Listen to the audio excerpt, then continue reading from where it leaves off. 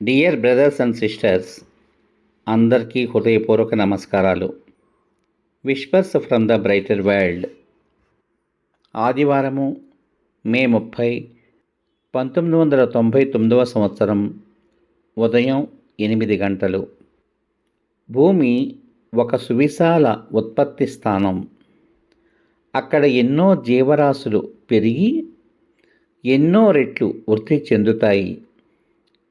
ఇది ఒక విధంగా విశేష పరిశీలనా క్షేత్రం. మానవ జాతికి సంబంధించినంత వరకు గమనించడానికి ఎన్నో విషయాలున్నాయి. ఆశ్చర్యాద్భుతాలకు నిజంగా ఇది నెలవై ఉన్నది. ఎంతటి వైవిధ్యత! కొందరిలో నిజాన్ని కప్పిపుచ్చడంలో, ప్రతిస్పందనలలోనూ, కాపట్యములోనూ ఎంతటి సూక్ష్మత! ఇది మనుష్యులకే ప్రత్యేకం. మరి ఏ ఇతర జాతులు వీరికి సమానంగా సంక్లిష్టంగా, అనూహ్యంగా మరియు గణనాత్మకంగా ఉండవు. అధ్యయనము చేయబడవలసిన అరుదైన నమూనాలు ఉన్నాయి. ఇది అద్భుతం.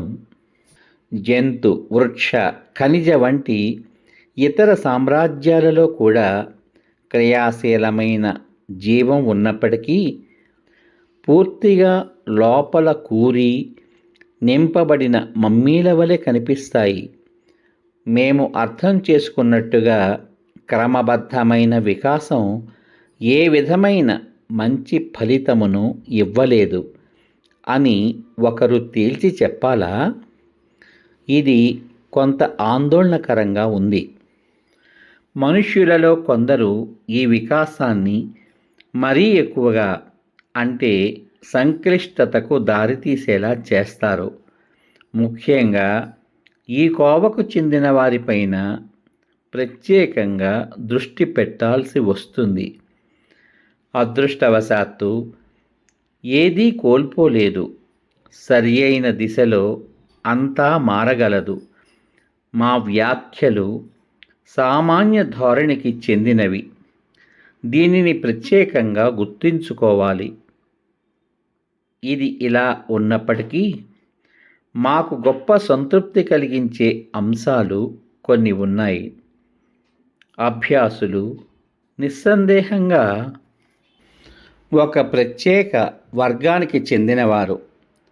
సహజ మార్గమని మనం పలికే ఈ వికాస పథంలో వారు మా సంరక్షణలో ఉన్నారు. అది మా మనస్సుకు ప్రశాంతతనిస్తోంది. వారికి సంబంధించినంత వరకు ఈ సూక్ష్మ పరిశీలనను పక్కన పెట్టి ఈ జనాభా యొక్క భవిష్యత్తుకై మీకు తిరిగి భరోసాని ఇవ్వగలం. అది మారడానికి, మమ్మల్ని సంతోషపెట్టడానికి ఎంతో కోరికతో ఉన్నది. బాబూజీ మహారాజ్.